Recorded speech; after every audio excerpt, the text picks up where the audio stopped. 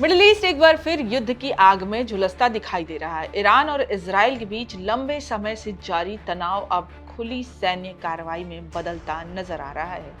Missile हमले, जवाबी air strike, धमाकों की गूंज और युद्ध विराम के लगातार उल्लंघन, इन सब ने पूरे क्षेत्र को एक बार फिर अस्थिरता के मुहाने पर लाकर खड़ा कर दिया है। रविवार और सोमवार के बीच की रात में घटनाक्रम इतनी तेजी से बदला कि दुनिया भर की निगाहें एक बार फिर पश्चिम एशिया पर टिक गई।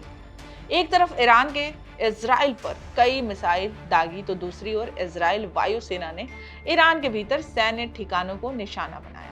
हालात ऐसे बन गए कि अमेरिका को भी बीच में आकर दोनों पक्षों से संयम बरतने की अपील करनी पड़ी। लेकिन आखिर इस बार संघर्ष कितना बढ़ गया, किन इलाकों को निशाना बनाया गया और क्यों अमेरिकी राष्ट्रपति डोनाल्ड ट्रंप खुद इजराइल को जवाबी कार्रवाई रोकने की सलाह देते नजर आए, चलिए जानते हैं। नमस्कार, मैं हूं आपके साथ गरिमा शर्मा और आप देख रहे हैं इंडिया.com। दरअसल इस पूरे घटनाक्रम की सबसे बड़ी खबर ये है कि ईरान ने रविवार को इजराइल पर कई बैलिस्टिक मिसाइलें दागी, जिसके बाद इजराइल ने भी जवाबी कार्रवाई करते हुए पश्चिमी और मध्य ईरान में कई सैन्य ठिकानों पर एयर स्ट्राइक की।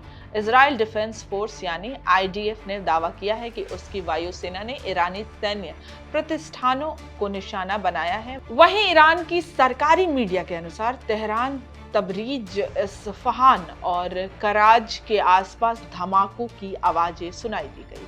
हालांकि शुरुआती रिपोर्टों में बड़े पैमाने पर नागरिक हताहत की पुष्टि नहीं है।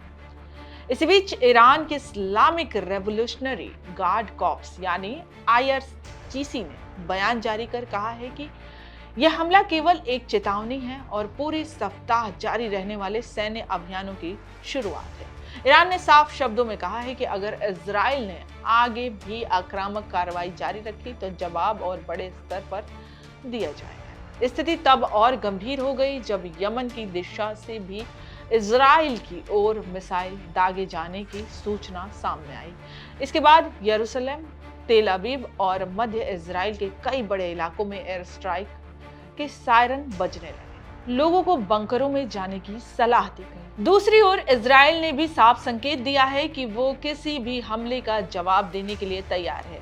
आईडीएफ प्रमुख लेफ्टिनेंट जनरल अयाल जमील ने कहा है कि सेना हालात की समीक्षा कर रही है और आदेश मिलते ही पूरी ताकत के साथ जवाब दिया जाएगा।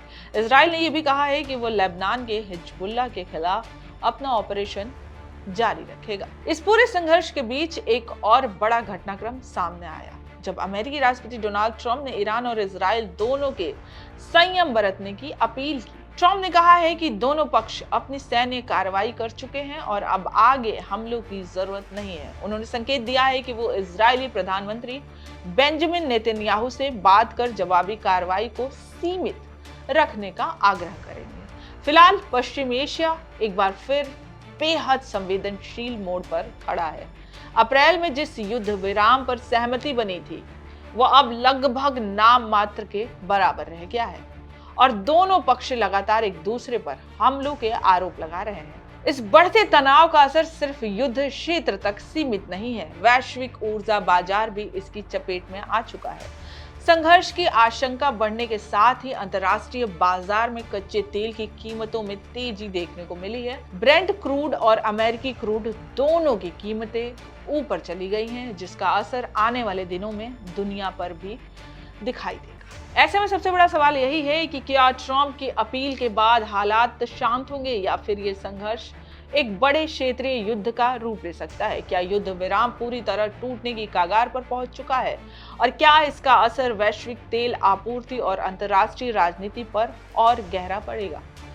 इन सवालों के जवाब आने वाले दिनों में सामने आएंगे, लेकिन फिलहाल दुनिया की नजरें ईरान, इजराइल और अमेरिका की अगली चाल पर टिकी है।